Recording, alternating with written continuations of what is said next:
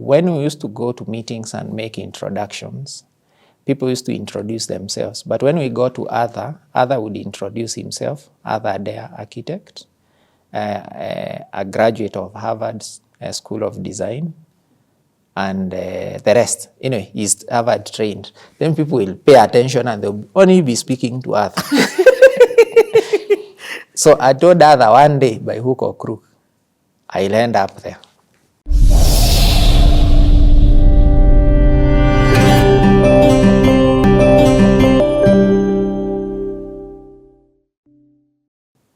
Sit here with Gerd, video 6. As much as this is the playhouse, and the playhouse is where people get to tell their story. It's why we say our tagline, you never truly know people until you take the time out to know people. We also have something called class in session, where the guests speaks about their profession, specifically around an area and a topic. This is like a mix of both. But this one is a live CTA, a live class in session.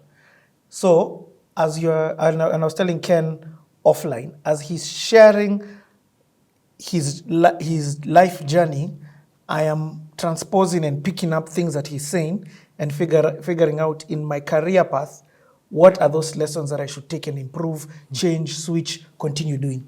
So thank you so much for this. We left it at Vipingo. So at that time, 2016, Vipingo, the acquisition by Centum is going on. So it's acquired. Centum is always on to the next one. Yeah, it's a conveyor belt. You have to keep creating new businesses. So Vipingo is... And is this Centum RE? No, it's Centum Investment itself is acquiring. Oh, it's the owner. I get it. So as we are the real estate team doing it. I get it. So it's acquired. And then now he needs someone to see what can be done and coordinate the processes, doing master planning and other things. So the entire team is focused on building 2 rivers. Another team is doing mall. Another team is in Uganda. That work of finding out what can be done ends up with one Ken Mbae. So using the experience, so now I'm given the responsibility. Ken, you're 20-something. You're still in your 20s. Yes, I was still in my 20s. So you've been entrusted, for context, how many acres is Vipingo? 10,254 acres. It's not a 50 by 100. No, you just get the brief from James and Chris. I got the brief. They are entrusting you with 10,200 and... See, you're there working with them every day. But now to be the person waking up, focusing on it is me. Yes, but tell us, we've got this. Tell us what needs to be done. Yeah, you're also told this is what we were thinking when we were buying. Is it possible? So now we start doing market study because we don't know. So to do market studies... Off to Mombasa? Spend time in Mombasa, going to check what's happening in Mombasa. Then I realized Mombasa is filling up. Then you come and see Nyadi, people are starting to build high-rise, so it's starting to look like Kilelesho and people are moving. Then you come to Mtwapa, you find that they are like, then there were 20-something factories. So people are building factories from Mtwapa that way. Yes. Those garment factory, EPZs, yes. Coast Botras, Pwani Oil. So there are all these industries that are coming up. So it tells you, if you do an industrial park, other than people having now to invest in water, power, they can just come to you can resolve that problem. Yes. So had you seen an industrial park in your travels? Not as much, but now we start. But is this something you even knew? There's something like an industrial park? Yeah, because Tatu City was doing it. There were a few others in South Africa we had looked at. So you say there could be potential for industry, there could be potential for hospitality. Mombasa is known for hospitality. Yeah. But the question was, what can create an economic activity? Employ people, so that people are there permanently and they are spending money, not worrisome going in and going out. Yes. So now we get external parties to do the market study. They come with the same conclusion. That's JLL and other South African research companies. They come up to the same conclusion. There is industrial and there is a commercial. So we do a master plan. It's done in-house. For industrial? For industrial, there will be a section for industries. There will be a section for where people live, so that will become residential. When people are staying there, they have their families. If you have families, their kids, they need school. Yeah. They are once in a while unwell, they need hospital. They have money, they need to spend. So you create for them places to shop. There'll be businesses moving up and down. You create a hotel, set up, entertainment points. Then from there, the city can take any form or shape. Yeah. But you just guide it. So that study was done. We continued doing it, getting approvals from the county. It's a lot of, there are various pieces that are being put together. Yes, but when was the time that now the industrial guys told you, sorry, this... It's much later. So this now I'm saying... This is the beginning. It is the beginning. Wow. We do the industrial. We start even speaking to industries. We go to Dubai, see Dubai Investment Park. So we go visit a few industries and see where there is their industry, an industrial park. The other components of the city take shape. Yeah. So we master plan an industrial park, and the work is still continuing. That's in 2016. Then the mall was meant to be opened, and then there is a delay. Then Other was my boss. So he's the managing director of the real estate arm, which is Athena Properties. Yes, Athena. Athena Properties. Then I'm given additional work too. Now, Vipingo hold up, it can carry on, but you need to come and push completion of the mall. So I'm given a title that is Deputy Managing Director of Athena Properties. So there's Centum, and the Centum there's Centum RE. And there's Centum. Athena. There's Centum.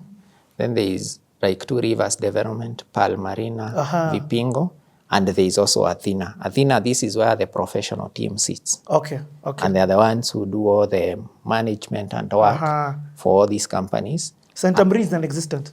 Yeah, Centum RE will come later to coexist. So I'm promoted to Deputy Managing Director. Who calls you? Just Arthur and James. So, but Arthur tells me you will do all the work. So now, and the mall has to be opened by 14th February 2017. That date is given as hard stop. And this is sometimes in 2016. So we push, we work on it, but previous... And open means open to public or open to... trading, open to... walk-ins. To walk-ins. Like drive-in. Yes, it needs to be So finished. that means way before that, retailers need to have come in, set up. Yes. So we work on a program which is closely monitored, work with the team to get it, contractors. So work like 20 kilometers a day, walking that building, getting it, pushing, worked together with people, we finished. But this time also my wife is pregnant, I'm available, not available. So you guys, did you get married at this time? No, we just done our own local arrangements, but we had gone to see parents. But now she's also pregnant. Yes. But we push. But now there is something I'm adding to. When we used to go to meetings and make introductions, people used to introduce themselves. But when we go to Arthur would introduce himself, Arthur Adair, architect, a graduate of Harvard School of Design, and the rest. Anyway, he's Harvard trained. Then people will pay attention and they'll only be speaking to Arthur. So I told Arthur one day, by hook or crook, I'll end up there. So I get the appointment, we carry on. Then I start scouting for leadership trainings that I can do globally across. So I see universities in Europe have it. One in Italy, I forget the name, had it. So I applied to that. I got, but then, because I think that's when there was, I don't know what was happening in technology. When you search something, you still start getting the same. I got a program from Harvard, which I applied for. Other recommended me in that School of Design. We did essays, all manner of things in between. I forget and just continue with the mall thing. And then the mall is to be opened on Valentine's Day. On Valentine's Day. That we achieve. It's opened on Valentine's Day. Soft opening. With what level of tenants inside? What's it called? Occupancy. Like 60. It was a lot. But you were not involved in the sales. I was not involved in the Okay. leasing. I was Yeah. just You part were of it. ensuring we are Done. good to go to the Yeah. specifications. Yeah, just the team read Okay. to get it done. Others did it, but the buck stopped here Wow. in terms of getting things done. And we would have intense meetings every day. And my team supported me. We finished. Then the date comes, there's a soft opening, and then there's another, there's meant to be an official opening. So one day, my wife says, okay, I'm feeling we need to go to hospital at night. So in the morning, I shower, prepare for work. I thought I passed through Aga Khan as I go to work. That is on 16th. On 17th. We passed through Aga Khan. We get there, I told you're not going anywhere. So I got my firstborn daughter that day. I was still en route to office.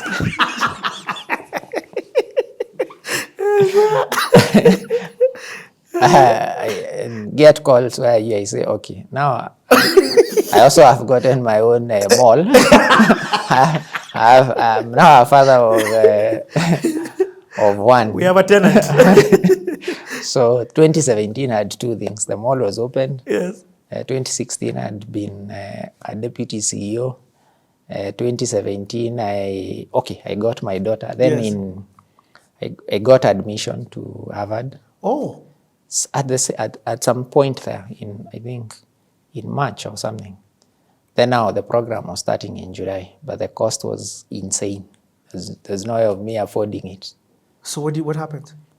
Just the way Centum says, separate a good opportunity from financing. So that was a good opportunity, financing. So I just made a proposal, said, if you pay for me, I pay part of it, you can keep me for 4 years. Wow. Then No, you've said something so powerful. Hey, there's your life is filled with gems, and for you, these things are norm. So when a challenge hits, separate a good opportunity from finances. Yes. So a good opportunity is a good opportunity. Yes. How to get the finances? It doesn't make this a bad opportunity. No, money for us, good opportunities. And good opportunities are few to find. So if you have one, you have money. Because you have one, to create an opportunity is incredibly difficult. Yes. But if you have one, the easier bit is to look for The money. the money. It may take time, but it will come. So you figured out, Yeah. how do because I'm going to get this value from this place. Yes. And these guys don't want me getting this place and then I come back and I leave. Yes. So if I can commit myself to this place for Yes. a given period of time, Yes. first of all, it's job security for you. Yes. But also for them, there's Yeah. value because of what's happening. Yeah, so they invested in me. So in Is July. that a culture in Centum? That's a culture. That's a culture. Training that you'll be trained in the best institutions in the world. So I was one of the many. Others also came and went to Harvard Business School. So it's a trend. Now my colleagues are in Oxford. Wow. So now I get the admission. I work with other James, they agree. And I go in July. I get the American documents. I go. July, the mall has opened. Yeah. There's this Vipingo thing that's happening. You've Yeah. been promoted. You've Yes. gotten a baby. Yeah. And you've gotten acceptance. Yes, February, March, April, May, June, July. 5 months after, I go. you left your wife with a baby. Yes, I go there, but it's How long is the program for? 1 year. But 1 year? you fly there and fly back. You fly there and fly back. There in between there are online sessions, group work. So when you fly there, you go for a period of how long? A month. Or a month of intense coursework? Yeah. And what was it? Was a Stanford business? No, it's advanced management program in real estate. Focuses on real estate. Wow. Okay. Listen, Stanford is an Ivy League school, Yes. which means it is one of the best business schools on the planet, Yeah. if not the best. Harvard, not Stanford. Oh, we had Harvard. Yeah, Okay, yes, Harvard. Yes. Still, Yeah, it's the same level. it's the same level. Yeah. One of the best, if not the best. I'll still stick to that. Yeah. In fact, very prestigious. In fact, Yeah. when you say Harvard, I even think more prestigious in a sense. But the thing is, the people then who must be going to that place, Yeah. are people from across the globe, Yes. even just those networks alone, but doing incredible things. Yes. So okay, you have to tell us about this experience. So now I go there. I think we are just two from Africa. The rest are from Australia, US, Japan, Brazil, do you call it? Costa Rica. Not Costa Rica. There's an island. Even I think the guy now is a prime minister. So, so I find colleagues there. I find these people and are incredible. They have done things that are unbelievable in their various lives. Your Two Rivers feels like a baby. Yeah, now it's explaining to Rivers. They can't even understand. I just showing photos. But it taught me a lesson on being humble. Oh. And just what you may call success is incredibly different from other sectors. So we do our program. Wait. You're talking about being now, you are a big fish in a small pond. This is the second time I'm using this statement with you. Yeah. And now as the big fish, you've been thrown into the ocean. Yes. And here there's sharks and blue whales, people who've done incredible things. Yeah, people have done things out of, and their success is big. Some of the time, sometimes they would say we leave Boston and go to New York, and some of those guys had access to private jets. So things that are beyond my imagination. But I'll do all the home assignments and the rest group work. Yes. And we created deep network. But so, also I was taught to think differently. Like what's the limitation of thinking that you had because of maybe what you had seen? So you made the definition of success or what you can do. Then you find people are running businesses in Australia, US, Japan, India. They have operations in virtually Canada. They have operations in all the countries. So they are running big businesses with thousands of employees. And those businesses, they own 100%. And you're there, they are humble. They are not, there's nothing extraordinary. And what did the course then do for you? Did the work actually also expand your mind? Yeah, it's changed my mind completely on how to present opportunities, how to think about opportunities. Just give me one. Give me like one example. There are many. Vipingo comes out as a result of. Oh. Yes. Of your upskilling. Yes. Wow. Yeah. And when you are there in school, yeah, you're still deputy. Yes. And are you still working? Still working. Despite you being in school? Yes, I'm still working, but anyway, I'm on leave. But okay. Of course, people don't know you're on leave. You get calls. You're 6 hours behind. Yeah. 7 hours Boston. You're 7 hours behind. So when you're sleeping, people here have woken up. They call you. Anyway, I carried on and I have a small family. Yeah. What's that capacity? Did you? I mean, we started this, and that's why I love CTA. Yes. Because we started this story as a guy who was herding cows. Yes. And some goats in Nyanyuki. Yeah. Did you ever think and imagine that you had this capacity in you? Did even people think that you had this capacity? No. But I took whatever opportunity that was there. In Nyanyuki, was growing up, the opportunity to work was to do cows and goats. In whatever environment it is, you're taking up whatever opportunity it is. Whatever the opportunity it is. But you pushed an envelope further and got access to the other parts of the world. Wow. Yeah. Let's take 2 minutes. We're coming back. Let that ponder. Let that sink in.